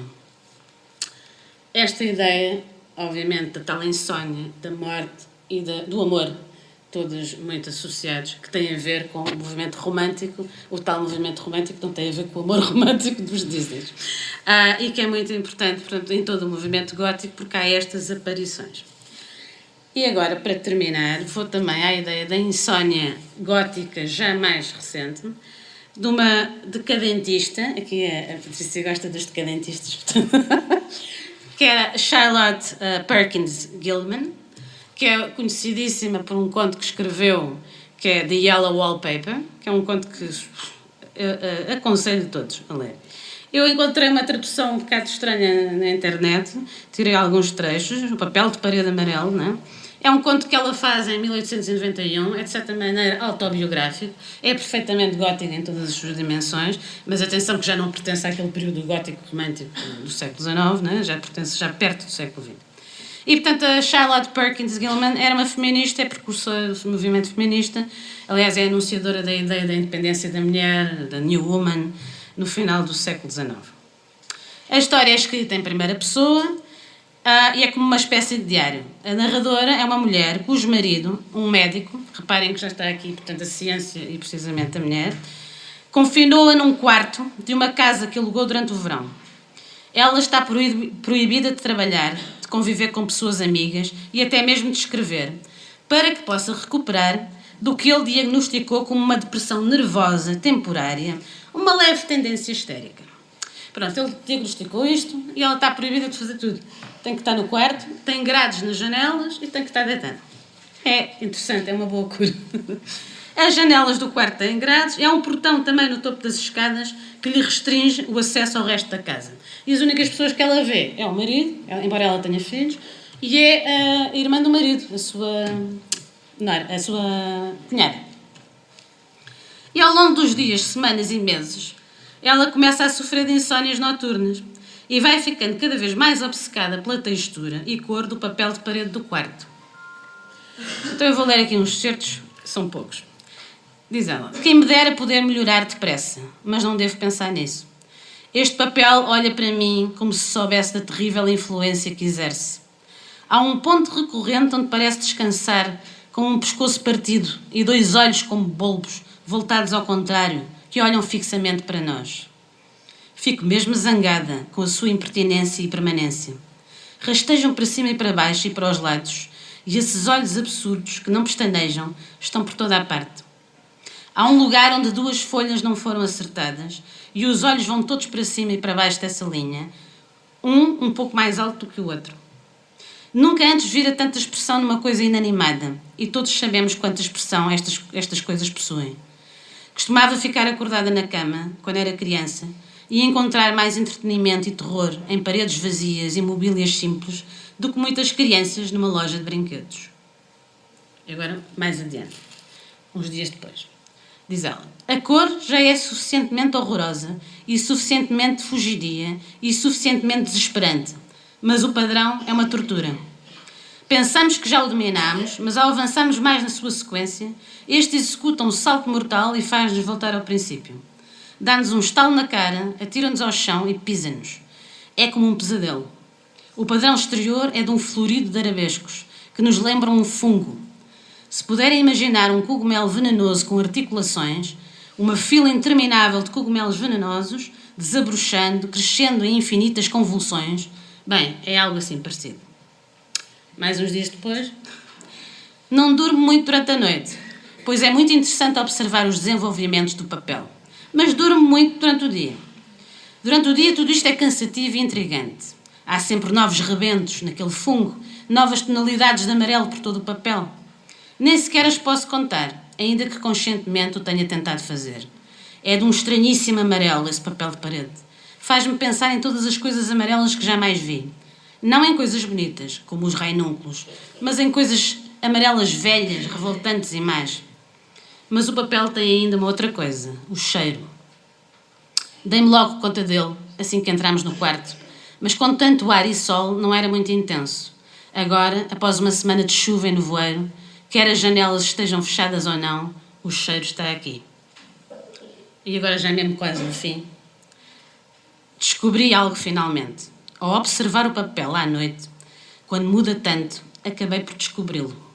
O padrão exterior mexe-se de facto e não admira.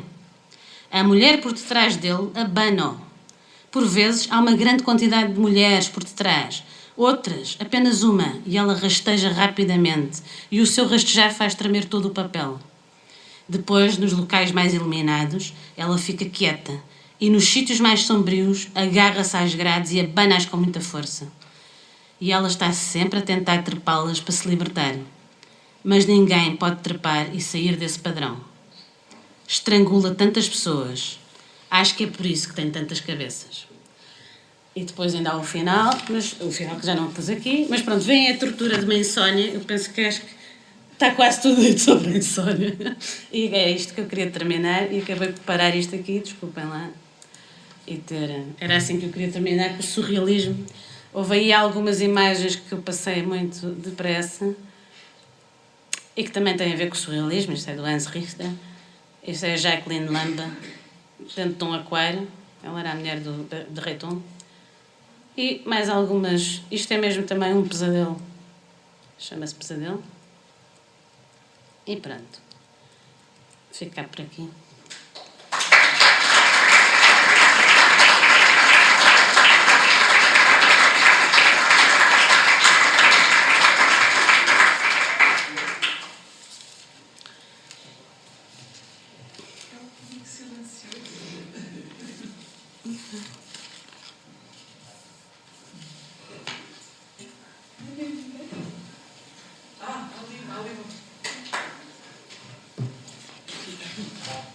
Basta o microfone.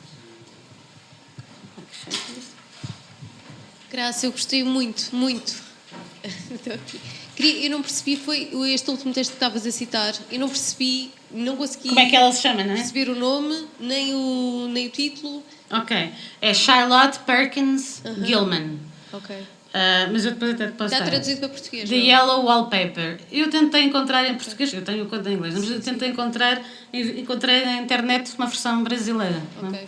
Mas eu penso que se calhar é capaz de estar publicado, só que na internet não Sim, estava. sim. Okay. Custa-me a crer que não tenha sido publicado, porque ela é uma das decadentistas mais conhecidas, não sei. Ok. Obrigada. O resultado de uma experiência médica. Ser um resultado de uma experiência médica, do esposo, exato. Gostava de lhe perguntar em que livro é que leu esse episódio em que o Byron está com a Mary Shelley e o... Isso até há um artigo que está neste momento, um artigo scholar, né, académico, até que fala disso, e que até é recente. A primeira vez que eu soube disso foi através do filme gótico do Ken Russell, que é um filme frenético e chato, que eu acho que também não aconselho, sinceramente, mas foi a primeira vez que eu soube disso. É um filme dos anos 80, 90, Não do Ken conheço. Russell. É uma coisa daquelas obras frenéticas dele, Sim. mas que é interessante porque os põe ali. Depois eu fui investigar, logo a seguir, uns anos depois, se aquilo realmente se tinha dado, e é verdade. Portanto, eles costumavam, o Percy Shelley era muito amigo do Lord Byron, eles costumavam visitar-se. E realmente foi daquela noite, e até falam de uma noite, por acaso.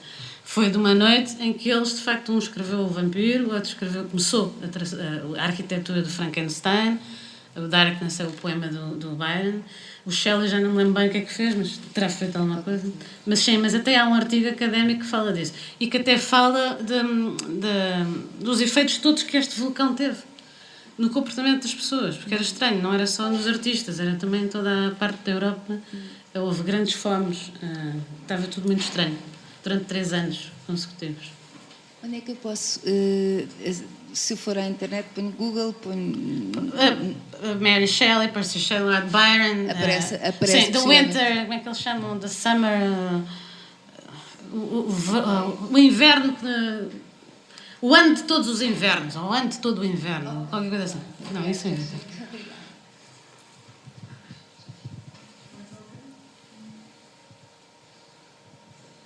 se calhar passamos. Muito obrigada.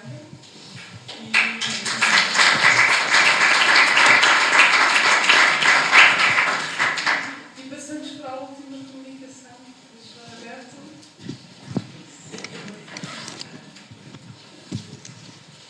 Precisas de uma dessas coisas? Não. Vou-vos falar de uma coisa que não se pode ver.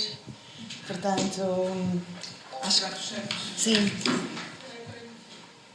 Desculpa.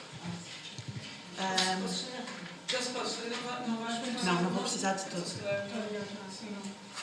Podemos também ficar aqui a ecoar... Eu vou-me afastar um pouco do tema, mas podemos ficar aqui a ecoar esta riqueza visual que nos trouxe a Graça. Adorei este dias. Compete-me a mim fechar este magnífico painel, sinto-me um pouco... não vou mostrar nada, isto é um pouco o meu ponto, porque é um tema sobre o qual me debrucei nos tortuosos 6 anos de doutoramento e tendo a perder-me. Então fiz aqui uns tópicos que é para não estar... para ser mais sucinta. Desculpem. Pronto, a minha proposta é terminarmos esta noite com esta parte da noite vou dar um curto enquadramento teórico e depois, na realidade, queria terminar com um exercício prático. Portanto, se calhar se todos tiverem uma folhinha de papel, era ideal. E pronto, agora eu tenho aqui 2 canetas que posso dispensar, mas era importante toda a gente tirar alguma coisa para escrever. Eu não tenho, eu tenho 3. Tem mais um.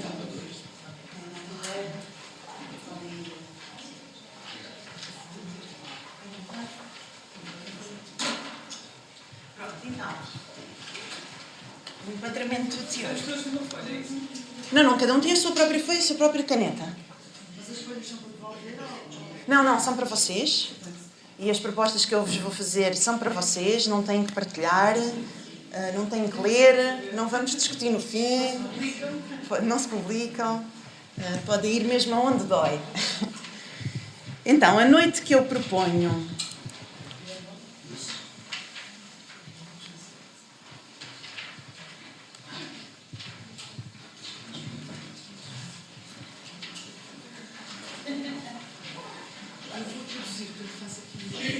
Ok.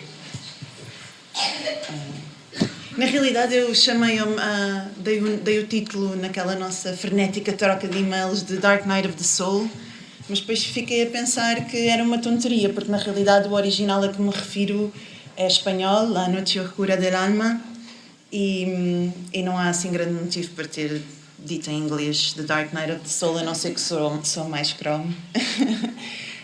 Eu trago então essa noite muito específica, é a minha proposta, a noite mais negra da alma, que é um conceito do século XVI, da tradição católica.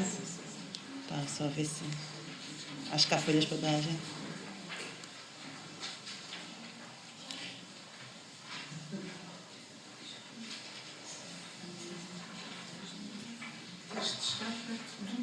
De um dos microfones, está bem. Desculpem. Pronto, os relatos dos viajantes que sobrevivem a esta noite mais escura da alma não são muito agradáveis, mas eu achei que, como vamos juntos, isto ia correr melhor. Este conceito, apesar de pertence a São João da Cruz, um poeta e místico espanhol, apesar dele beber aos escritos de São Tomás de Aquino e em parte de Aristóteles, e surge então no século XVI num poema que ele escreve exatamente com este nome, La Noche Oscura del Alma, e depois, sobretudo, num tratado que ele faz, que é um longo comentário ao mesmo poema, ao poema do mesmo nome, em que ele mapeia as diferentes etapas de purificação dos sentidos e de purificação espirituais no encontro com Deus. Ou seja, são, dito grosso modo, as 10 etapas do amor místico. Este conceito, hoje, o que vos trago aqui, não se refere tanto propriamente à ascese no caminho para Deus, mas esta formulação vai inspirar Carl Jung, que depois, no século XX, vai usar o mesmo termo como uma espécie de sinónimo mais poético para o jargão científico de processo de individuação, que é a pedra basilar da sua teoria dos arquétipos, de toda a sua proposta de que é que andamos cá a fazer. O processo de individuação, assim, grosso modo, é esta negociação constante, é para Jung o que andamos cá todos a fazer, é um processo de autorrealização, e é bonito de comparar as 2 noites mais escuras da alma, porque na noite da tradição cristã que nos propõe São João da Cruz, o destino final deste sofrido, tortuoso, desta travessia, que é a noite mais escura da alma, é um encontro de um eu purificado com Deus. E para Jung, a mesma travessia tortuosa, o mesmo sofrimento, o mesmo desnorteio existencial, quem encontramos lá no destino final somos nós próprios. E acho que já em termos comparativos de um pensamento cristão e de uma atualização também mística e espiritual, porque Jung era um místico do século XX, acho muito interessante estas duas travessias com o mesmo nome. Pronto. Importante é saber esta componente dinâmica do processo de individuação para Jung, que é sofrida porque estas etapas para Jung são uma integração gradual do que ele vai chamar teoria dos arquétipos, ou seja, é ele que introduz na nossa linguagem coisas que hoje dizemos como lugares comuns, como acho que o mais conhecido deve ser o persona, que é um contraponto da sombra, a quem vamos dedicar este exercício prático. Jung mapeia N arquétipos e o processo de individuação também consiste na integração desses arquétipos na nossa personalidade. Há outro par muito famoso que é a ânima e o ânimos, que são os reguladores do amor romântico, mas acho que se calhar mais da gíria comum tornou-se a persona e a sombra. É um bom casal para vos dizer uma coisa que é muito importante quando estamos a falar desta questão da sombra, sobretudo se vamos fazer um exercício prático, é que nem um nem outro são necessariamente negativos. Jung não os propõe assim. Tenho a sensação que a ideia de persona na gíria é depreciativa, não é? Se nós dizemos que uma pessoa tem uma... Não sei como é que se usa propriamente a palavra, eu acho que não a uso muito, mas se uma pessoa tem uma persona forte, quer dizer que tem muitas fachadas, que é falsa. Ora, Jung não o concebe assim. Simplesmente a persona é um mediador, é a forma como nós temos de aparecer para os outros. Só se torna negativo, e isto é válido também para a sombra, quando ficamos sequestrados deste arquétipo, quando não sabemos diferenciar entre o que é em nós a dimensão da persona e da sombra, e onde é que acabamos, ou seja, quando ficamos presos da nossa própria persona, quando já não sabemos ser mais que aquilo que somos para os outros. Isso é uma questão, acho que Jung teria adorado o Facebook. Pronto. Então, a sombra é um dos arquétipos mais importantes neste processo de individuação e um dos mais emocionalmente carregados. Há bocadinho a Graça dizia a propósito do Levinas, como era perturbação e agitação, não é? E são duas palavras que assentam muito bem neste processo de tentar caçar a sombra. Eu comecei por dizer que vou-vos falar de uma coisa invisível, porque isso é das coisas fascinantes de se tentar estudar estes âmbitos, estes domínios, que é, por definição, a sombra é todas as partes da nossa personalidade que não temos acesso, que não conseguimos ver. Ou seja, a partir do momento em que há uma consciencialização, já não é material de sombra. A sombra, por definição, não se tem acesso não mediado, não se tem acesso direto.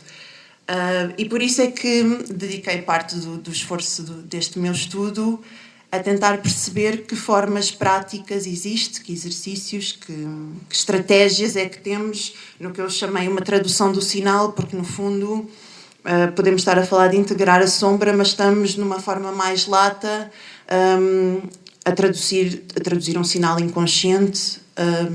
É um esforço de tradução. Há uma linguagem que é inconsciente, que é pré-verbal, que é imagética, que é não linear, que é de outra ordem, e estamos a tentar traduzi-la para símbolos e signos com os quais podemos articular conscientemente. Outras coisas importantes a saber sobre a sombra, antes de vos propor o exercício, é que toda a gente a tem, é inegociável, vivemos num mundo dual e precisamos nos conhecer através de polaridades, através de opostos, portanto não há ninguém sem sombra, também não se esgota. Eu conheci muitas pessoas que se dedicam a estas coisas há décadas e passam a vida a fazer este tipo de trabalho e que têm sempre novo material com que trabalhar. É uma grandeza plural, não temos uma sombra, temos imensas sombras, ou seja, o sistema que Jung propõe tem uma extrema beleza no seu dinamismo, é uma dança constante e acho que toda a gente, se autorrefletir, se conhece nessa constante contradição de um momento ser uma coisa, no outro momento já ser outra e conseguir ser uma coisa e o seu oposto. Essa ideia de paradoxo é muito importante para a teoria de Jung, e que faz para mim uma síntese muito importante com o pensamento oriental, com Lao Tzu, Tao Te Ching e a filosofia taoísta, que é uma ideia que o homem individuado, ou seja, o homem que cumpre este tal processo de individuação ideal de que vos falava no início, é um homem que já integrou as suas polaridades. Isto quer dizer que é um homem que está em contacto com o seu pior e o seu melhor, que nos paradoxos de Lao Tzu, o homem que quando quer subir desce, é o famoso yin e yang, não é? A superação do mundo dual.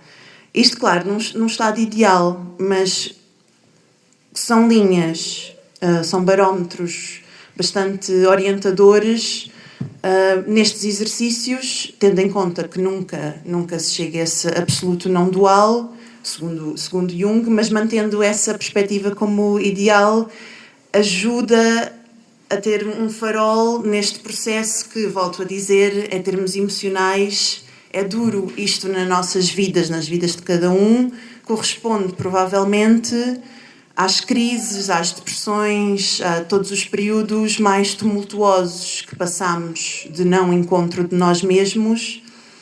Podem ser lidos, não estou a afirmar que necessariamente são todos, mas podem ser lidos e também ganhar sentido à luz da sombra e à luz desta noite muito especial que vos trouxe hoje, que é a noite mais escura da alma. Finalmente, é muito importante dizer que a sombra não é só o material negativo, ou seja, a sombra é tudo sobre a nossa personalidade que precisamos na dança social e connosco mesmos de ir rejeitando, sublimando, negando todo tipo de estratégias de defesa para conseguirmos sentir isto não sou eu. Mas não é só necessariamente coisas negativas. Até há uma parte muito fascinante da teoria que trata da dita sombra luminosa, que é o complexo de Jonas, a quem se dedicou sobretudo Abraham Maslow, e que fala justamente do medo que temos do nosso lado maior, do nosso maior talento, de concretizar o nosso potencial, a forma como nos auto-boicotamos, e tudo isso também pode ser lido à luz da sombra luminosa. Pronto, então se calhar, porque se pode falar infinitamente sobre estas coisas... como eu quis ser curta, também trouxe, a quem isto tocar, a quem fizer sentido, também trouxe aqui algumas referências que me ajudaram bastante na minha viagem académica, e também para vos mostrar, como sou a última, depois podem ficar aqui, que há coisas assim como estas, não é? Tipo, calhamaços que só falam sobre esta questão da sombra. E o mais fascinante ou mais contraditório é que uma pessoa pode ter esta experiência intelectual intensíssima, saber todos os autores, saber todas as definições, falar sobre isto 3 horas e meia seguida, que não é o que eu vou fazer, e nada nos prepara para aquele primeiro exercício, para aquela primeira vez em que realmente nos confrontamos com a sensação de não, isto não pode ser material meu, isto é do outro, isto pertence ao outro, e há aquela tensão de... Ou seja, quero dizer que é como, por exemplo, o amor, não é? Nós podemos falar de que lindo que é amar e o amor, mas acho que só quem esteve apaixonado... Tentar descrever o amor a quem nunca esteve apaixonado é uma experiência ingrata, não é? Nós podemos falar horas, mas uma pessoa tem que ser sequestrado pela violência daquela experiência. E com a sombra é qualquer coisa similar. Portanto, vamos começar. É assim, eu dediquei mais a minha investigação aos exercícios somáticos. Uma das minhas um dos meus argumentos fortes é que a sombra se revela pelo corpo. E por isso também foi um pretexto que eu arranjei, porque queria muito ir estudar bailarinos e atores e pessoas que trabalham com o corpo. E esse conhecimento muito intuitivo que eles têm, essa mestria sobre essa dimensão. É muito interessante, eu não estava no meio de artistas lá, estava no meio de estudos culturais e project management e todo um outro paradigma de pensamento. E realmente, quando ia depois fazer trabalho de campo para junto dos artistas e das companhias de bailado e de teatro, notava a diferença realmente. E eu cresci nas belas artes, eu cresci no meio artístico, e realmente foi por sair e voltar que eu notei que as pessoas que estudam artes e que crescem neste meio já estão tão acostumadas a lidar com estas questões do inconsciente que quase nem percebiam as minhas perguntas. É quase como... Era muito estranho articular o que para estas pessoas é uma sabedoria do dia-a-dia tão grande de pegar naquela imagem e segui-la naquele... Há pessoas que são mais do... Há aqui um livrinho, um senhor que foi muito importante para mim, que foi o Arnold Mindell.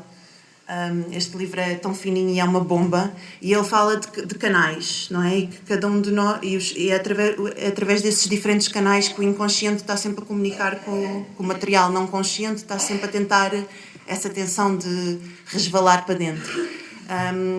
E há pessoas que são mais da relação sonora, pessoas que são mais da relação olfativa, visual, espacial, cinética, e é muito interessante ver como os diferentes artistas desenvolvem essas apetências, mas depois quase as tornam como garantidas. É assim que se faz, e quase não percebem que têm um skill super desenvolvido, que não é comum, ou seja, que não é garantido. Pronto, isso foi uma das coisas mais bonitas de ver no meu trabalho de campo. Agora, o nosso exercício. Toda a gente então tem folha e caneta e tudo. Não vão ter em momento nenhum que partilhar nada com ninguém. É para vocês. Eu falei da questão do corpo, desculpem, perco-me imenso, porque eu fiz uma adaptação. Eu acho que estes exercícios são todos mais potentes se vocalizados. Muitos Jung já propunha a imaginação ativa como um dos métodos de... É uma forma de visualização extremamente disponível, ou seja, é uma forma de visualização em que realmente temos que imaginar que estamos na experiência e estamos lá, e os discípulos de Jung depois desenvolveram isso até a outras extensões, e nomeadamente para mim quem fez dos trabalhos mais poderosos foi Fritz Perls, o fundador da teoria da Gestalt, que tinha a famosa hot chair, cadeira quente, e ele punha mesmo nos seus workshops as pessoas a falar, a dialogar com as entidades na cadeira. Ou seja, isto tudo para dizer que a simulação da experiência é muito importante. Não vamos poder fazer aqui por motivos também de privacidade, e eu proponho a alternativa que é escrever. Não é tão poderosa, mas funciona também. Portanto, só vos peço que, quando eu vos pedir para visualizarem ou interagirem ou evocarem essa pessoa na vossa cabeça, que tentem ser o mais corpóreos, imersivos que puderem. Pronto, vamos começar. Primeiro, quero que pensem todos na vossa vida neste momento, e voltando às palavras-chave do Levinas, perturbação e agitação. Pensem numa situação, neste caso numa pessoa, que a pessoa, se eu dissesse carga emocional, a pessoa que mais, neste momento, que mais despoleta algo intenso em vocês. Não é necessariamente negativo. Pode ser uma fascinação, pode ser uma inveja, pode ser raiva, pode ser... Não conseguem deixar de pensar nesta pessoa e não sabem porquê. Ou seja, aquela pessoa que mais vos tira do sério, que mais vos tira do centro... pensem nisso, mais uma vez, não vão ter que partilhar com ninguém, é para vocês. Pronto, esta é a base de um. Vou-vos dar um minuto. Vou ver se tem água.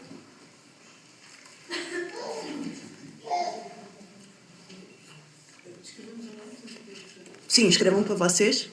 Não, decidam para vocês. Não, se quiserem podem escrever ou não. Toda a gente tem? Pronto. Pronto, nesta segunda parte é a parte do visualizar. Tragam-na até aqui. Concentrem-se, meditem, respirem fundo, façam o que vos der mais jeito. Evoquem-na aqui, imaginem que estão na presença delas, que ela está mesmo aqui. Sintam aquilo que sentem quando estão perante ela a pessoa.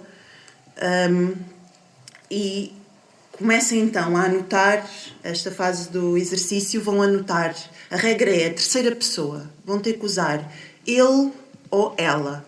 E vão-se estar a referir a essa pessoa. Ajuda-se, pronto, não estou numa relação, então posso desrespeitar o meu nome na brada à vontade. Eu trazia aqui a minha não relação para a questão, então, exemplos. Ele é egoísta, ele não ouve quando eu falo dos meus sentimentos, ele não leva o lixo para a rua, ele não quer conhecer os meus pais. O que vier do mais trivial ao mais... É o que surgir. Em catadupa, não se filtrem, ninguém vai ler, aproveitem para descarregar. A única regra a manter é terceira pessoa, ele, ela. Pronto, vou-vos dar uns minutinhos.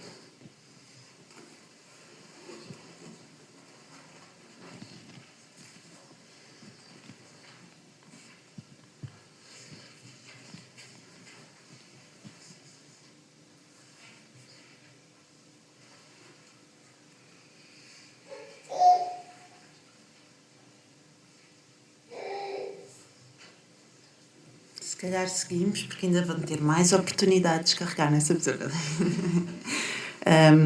Pronto. Na parte seguinte, quem não acabou não faz mal, pode continuar agora desta forma. Vão ainda intensificar a presença desta pessoa e vão falar com ela na segunda pessoa. Ou seja, agora ela está mesmo à vossa frente e vão falar com ela começando as frases por tu. Ou seja, tu, de repente não me lembro de nada, mas é a mesma pessoa, a mesma situação, mas tragam-na mais próximo e têm a oportunidade única de lhe dizer tudo o que nunca lhe disseram. De bom e de mau, não precisa só ser de mau. Portanto, é a mesma lógica, mas começando por tu.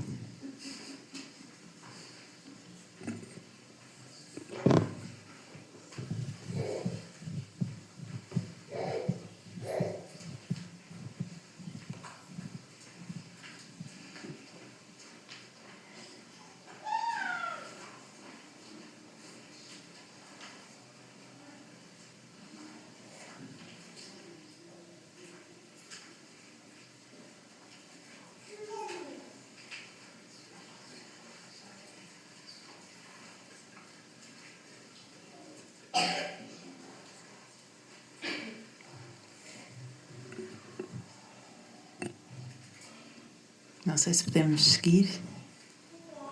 Pronto,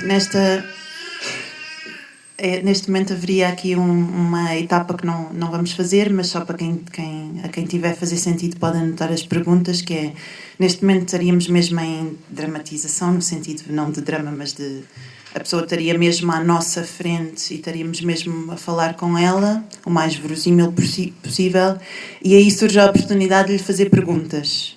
E as perguntas a fazer à pessoa neste momento, se quiserem apontar para fazerem em casa, seriam: porquê é que estás a fazer isto?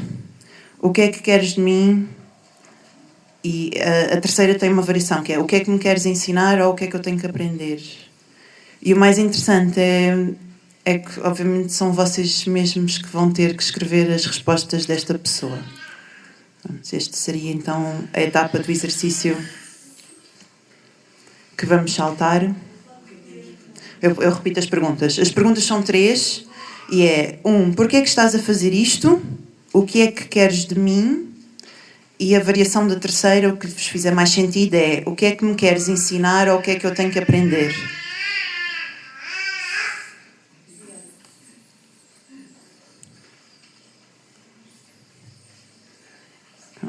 Mas passamos já para o final. A última etapa é simplesmente ou não simplesmente, é assumidamente a mais estranha, é suposto ser estranho. Vão localizar na vossa folha todas as instâncias que aparece ele, ela ou tu. Vão riscar e escrever eu.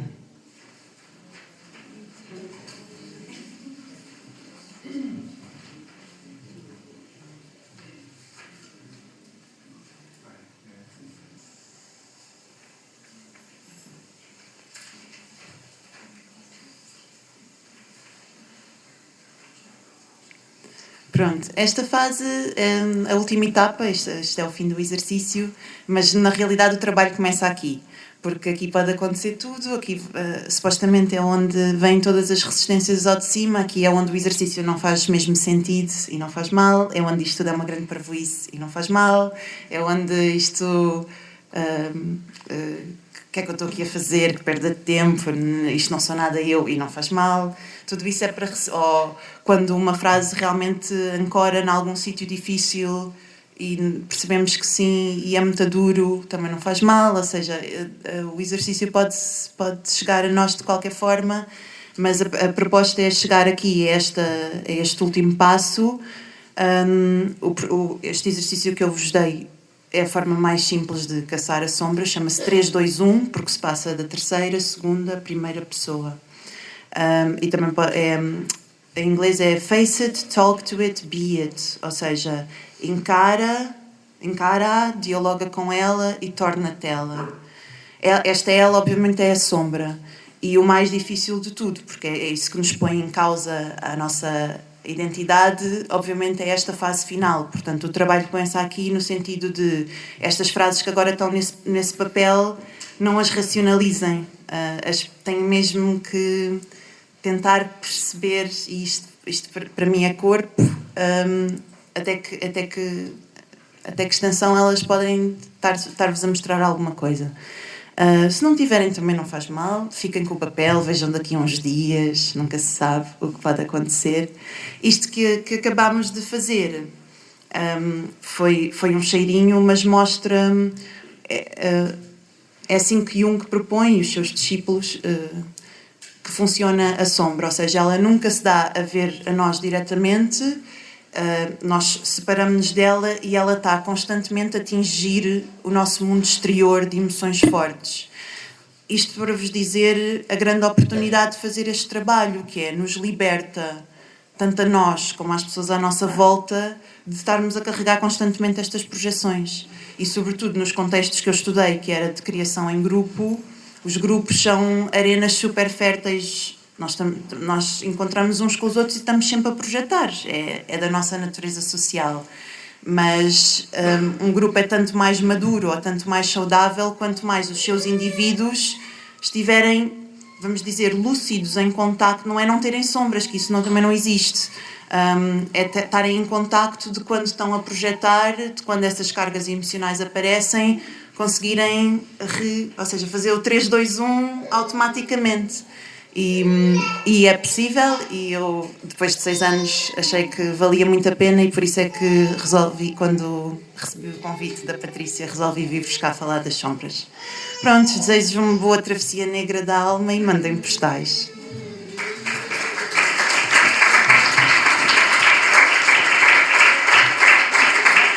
As perguntas. É verdade. Sim, claro, estou disponível. E tenho aqui os livros para quem depois quiser. E estou por aí o resto da noite.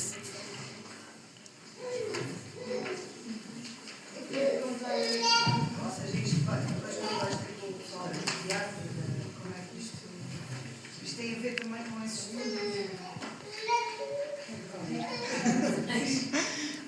Estava a perguntar, no fundo, se isto vem dentro de um contexto em que depois existe um confronto com pessoas do teatro e da dança e de...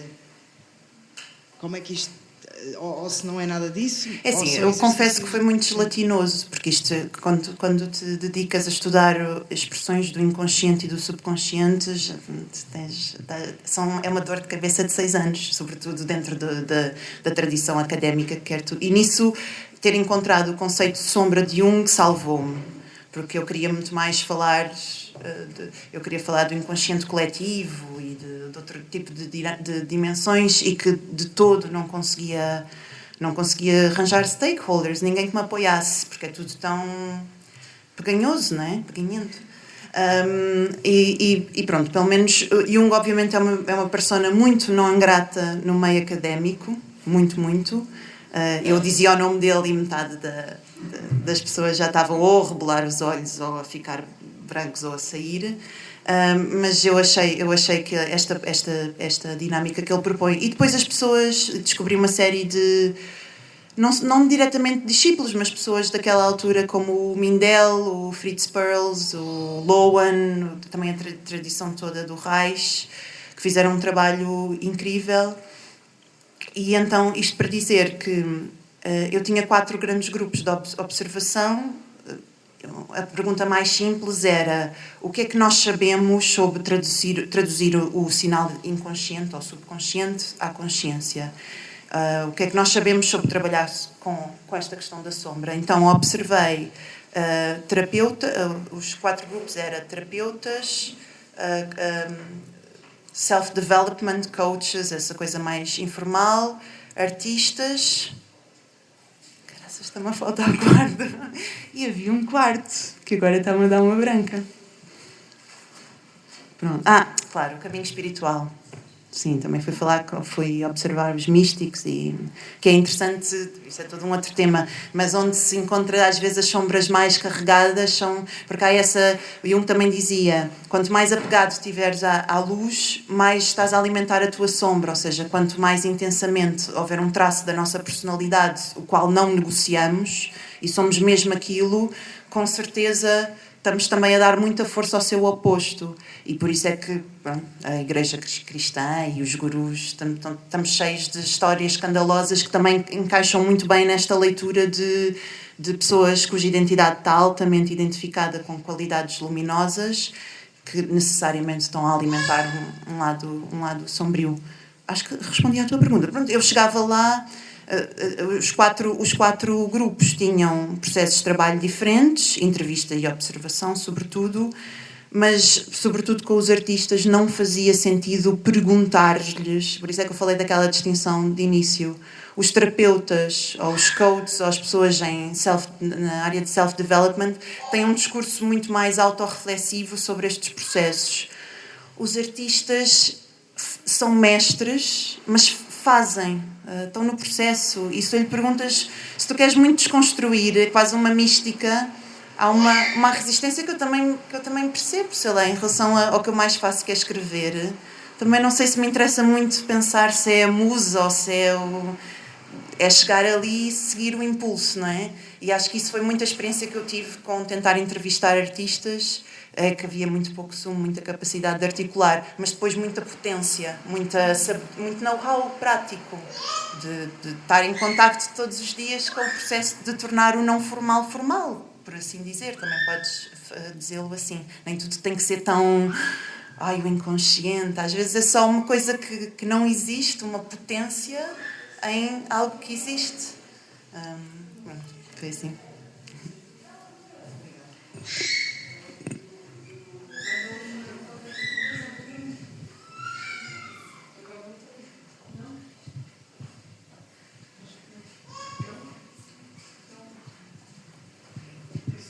Só agradecer a todos